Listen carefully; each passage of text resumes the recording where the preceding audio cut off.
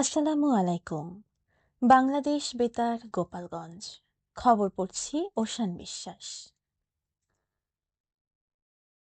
জাতীয় দুর্যোগ প্রস্তুতি দিবস উপলক্ষে গোপালগঞ্জে অগ্নিকাণ্ড ও ভূমিকম্প বিষয়ক মহড়া অনুষ্ঠিত হয়েছে। গতকাল জেলা প্রশাসকের কার্যালয়ের সুশাসন চত্বরে এ মহড়া অনুষ্ঠিত হয়। এতে প্রধান অতিথি হিসেবে উপস্থিত ছিলেন জেলা প্রশাসক মোহাম্মদ আরিফুজ্জামান। মহড়ায় ফায়ার সার্ভিসের সদস্যরা দুর্যোগের সময় করণীয় এবং নিরাপদে উদ্ধার কার্যক্রমের বিভিন্ন দিক প্রদর্শন করেন। এ সময় অতিরিক্ত পুলিশ সুপার সারোয়ার হোসেন, অতিরিক্ত জেলা প্রশাসক এস তারেক সুলতান সহ সংশ্লিষ্ট কর্মকর্তারা উপস্থিত ছিলেন।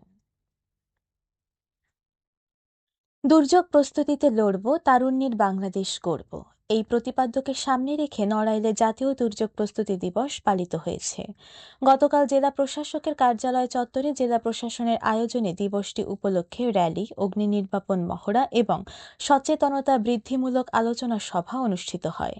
জেলা প্রশাসক ড মোহাম্মদ আব্দুল সালামের সভাপতিত্বে আয়োজিত সভায় অতিরিক্ত জেলা প্রশাসক সার্বিক Mohammad Ahsan Mahmud Rasel, Bangladesh red crescent society Narail ইউনিটের সাধারণ সম্পাদক অ্যাডভোকেট মাহবুব মোর্শেদ জাপল, ফায়ার সার্ভিস ও সিভিল ডিফেন্স নড়াইলের স্টেশন মাস্টার সহ সংশ্লিষ্টরা এ সময় উপস্থিত ছিলেন।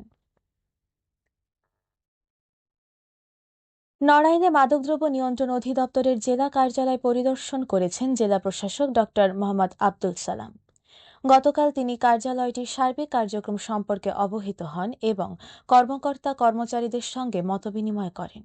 এ সময় মাদকের অপব্যবহার রোধে কার্যক্রম আরও জোরদার করার নির্দেশনা দেন তিনি। পরিদর্শনকালে মাদকদ্রব্য নিয়ন্ত্রণ অধিদপ্তর নড়াইলের উপপরিচালক গোলক মজুমদার সহ সংশ্লিষ্ট কর্মকর্তারা উপস্থিত ছিলেন। এদিকে নড়াইল জেলা প্রশাসক ড মোহাম্মদ আব্দুল সালাম গতকাল পরিবেশ অধিদপ্তরের জেলা কার্যালয় পরিদর্শন করেন।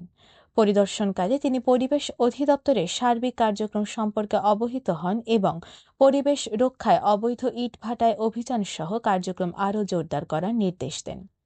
এ সময় পরিবেশ অধিদপ্তর নড়াইলের সহকারী পরিচালক আব্দুল মালেক, অফিসের কর্মকর্তা কর্মচারী এবং জেলা প্রশাসনের সংশ্লিষ্ট কর্মকর্তারা উপস্থিত ছিলেন। আন্তর্জাতিক নারী দিবস উপলক্ষে টুঙ্গিপাড়ায় নারী উদ্যোক্তাদের তৈরি দেশীয় পণ্য প্রদর্শনীর আয়োজন করা হয়। গতকাল দুপুরে টুঙ্গিপাড়া পৌর মার্কেটের হল রুমে কেক কেটে অনুষ্ঠানের উদ্বোধন করেন সহকারী কমিশনার ভূমি আল আমিন হালদার। গ্রোয়িং টুগেদার প্রজেক্টের আলোচনায় সভাপতিত্ব করেন আনোয়ারা বেগম। সভায় উপস্থিত ছিলেন উপজেলা কৃষি কর্মকর্তা মোহাম্মদ রাকিবুল ইসলাম, উপজেলা মহিলা বিষয়ক কর্মকর্তা শ্রীময়ী বাগচি সহ স্থানীয় নারী উদ্যোক্তারা। আলোচনা শেষে ৫ জন সফল নারী উদ্যোক্তাকে উপহার প্রদান করা হয়। এরপর অতিথিরা প্রদর্শনী স্টল ঘুরে দেখেন এবং উদ্যোক্তাদের পণ্যের সঙ্গে পরিচিত হন। শরীয়তপুরে ভোক্তা অধিকার সংরক্ষণ অধিদপ্তরের অভিযানে ২টি প্রতিষ্ঠানকে জরিমানা করা হয়েছে।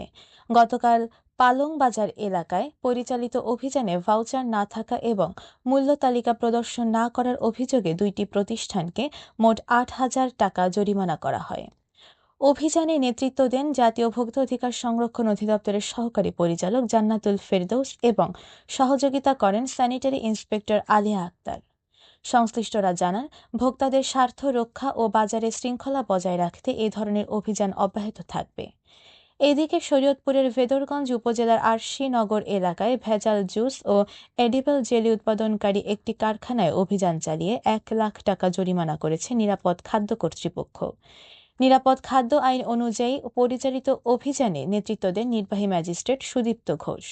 অভিযান পরিচালনায় সহযোগিতা করেন জেলা নিরাপদ খাদ্য কর্মকর্তা সুব্রত ভট্টাচার্য। গোপালগঞ্জের মুকসুদপুরে আইফোন ও টাকার লোভে সিয়াম মিয়া নামে এক কলেজ ছাত্রকে হত্যার অভিযোগ উঠেছে তার সহপাঠীদের বিরুদ্ধে। এ ঘটনায় ২ জনকে গ্রেফতার করেছে পুলিশ। পুলিশ জানায়, গত ৭ মার্চ থেকে নিখোঁজ থাকা সিয়ামের মরদেহ গত সোমবার রাতে উপজেলার বাঁশবাড়িয়া ইউনিয়নের ঝুটি গ্রামের একটি পুকুর থেকে উদ্ধার করা হয়। প্রাথমিকভাবে ধারণা করা হচ্ছে, সিয়ামের কাছে থাকা আইফোন ও নগদ টাকা ছিনিয়ে নিতে পরিকল্পিতভাবে তাকে হত্যা করা হয়।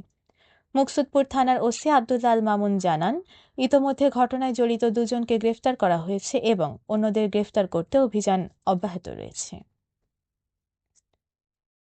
নড়াইলের লোহাগড়ায় মোটরসাইকেল দুর্ঘটনায় জিৎ বাগচি নামে এক কিশোর নিহত হয়েছে। এ ঘটনায় আহত হয়েছে আরও একজন।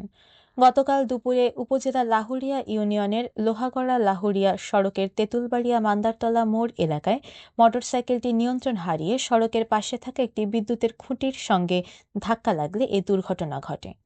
লোহাগড়া থানার কর্মকর্তা মোহাম্মদ আব্দুর রহমান ঘটনার সত্যতা নিশ্চিত করে বলেন, নিহত জিৎ বাগচি কল্যাণপুর গ্রামের বিভাস বাগচির ছেলে এবং আহত বিজয়কে উন্নত চিকিৎসার জন্য খুলনায় পাঠানো হয়েছে। জানিয়ে দিচ্ছি ইফতার ও সেহরির সময়সূচি। গোপালগঞ্জ ও এর পার্শ্ববর্তী এলাকার সময় অনুযায়ী আজকের ইফতার সন্ধ্যা 6:09 এবং আগামীকাল সেহরির শেষ সময় ভোর 4:56। সবশেষে আবহাওয়া।